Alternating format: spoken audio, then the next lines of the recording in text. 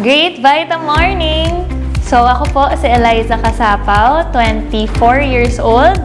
So ako po ay kabaitaan dealer or kabaitaan leader ng First Vita Plus. So mula po sa Infinite Champions. So ang kwento naman po ng buhay ko, ako po ay normal lang na estudyante before. Actually, I graduated from University of Asia and the Pacific, batch 2022. Ang course ko po ay Business Administration, major in Management. So, nung ako'y nag-aaral, normal na estudyante, ginagawa ko First Vita Plus part-time. Dahil ang First Vita Plus po, ito na yung aming bread and butter. Ang nagsimula talaga sa aming pamilya ay yung aking mga magulang. Bilang graduate po ng isa sa mga magagandang eskwelahan, magandang kurso, nagkaroon din naman ako ng napakarami talagang options na career na pwede kong tahakin. Pero bakit pinili ko ang First Vita Plus? Simple lang naman po. Dahil sa First Vita Plus, wala akong boss.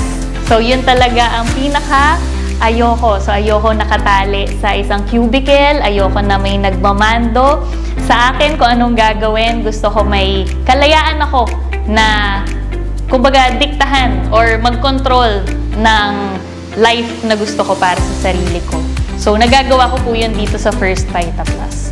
And then syempre ang pinakamaganda pa, nakakatulong ako sa ibang tao habang ginagawa ko yung negosyo ng First Vita Plus. So lagi kong sinasabi na I want to make an impact while making an income. Na alam ko na hindi ko madaling magawa kung ako'y nag-empleyado sa labas. Sa dinami-dami naman po ng mga nakausap din namin from all walks of life, from different ages, marami naman po talaga na hindi agad maniniwala sa First Vita Plus. Pero para sa akin, bakit ko pinagpapatuloy? Kasi una sa lahat alam ko sa sarili ko na napakaganda nung intention ko. Hindi na lang para sa sarili ko lang, kundi para din sa kanila. Na gusto kong makita nila na may ganito pa palang opportunity. Na para sa akin po, alam nyo, marami naman talagang career sa labas. Pero para sa ibang tao, baka ito na yung last chance para sa kanila. So para sa akin, importante po na mabahagi ko yon lalo na sa mga taong tingin ko ay kailangan na kailangan nila.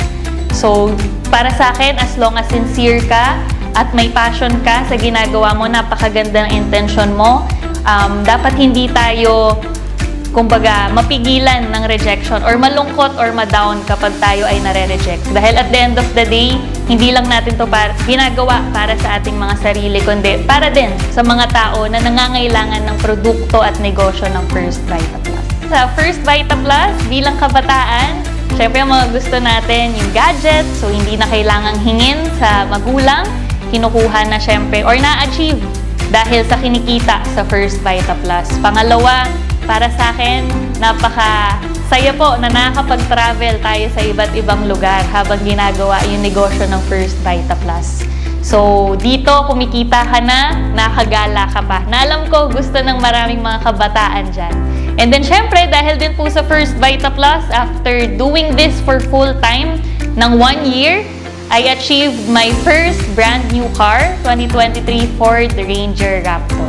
Sa mga dealers po at sa mga bisita natin na medyo nag-iisip pa kung gagawin mo or itutuloy mo ang First Vita Plus, para sa akin po, ituloy mo. Dahil First Vita Plus for me is the best opportunity. So hindi na natin kailangang maghanap ng opportunity sa labas. Ito na yung the best.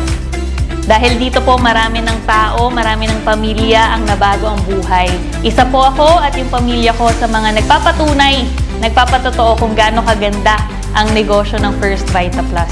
So kung nagawa po namin, lalo na ako na bata, walang dahilan na hindi mo magagawa ang negosyo ng First Vita Plus. So yun lang po, maraming salamat and great morning po sa inyong lahat.